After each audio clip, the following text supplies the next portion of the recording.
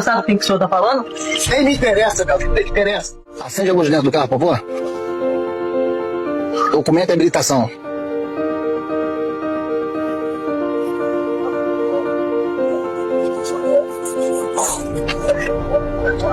Quem é a senhora?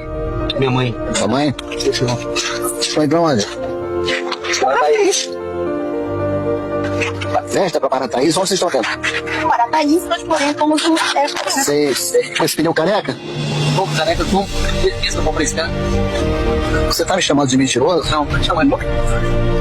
Aí esse farol queimado. Tá queimado? Eu não reparei, não. Seu pneu tá careca, seu farol tá queimado. E aí? O que você me diz? Você acha que você pode circular assim? Não. Qual lugar na sua lateral?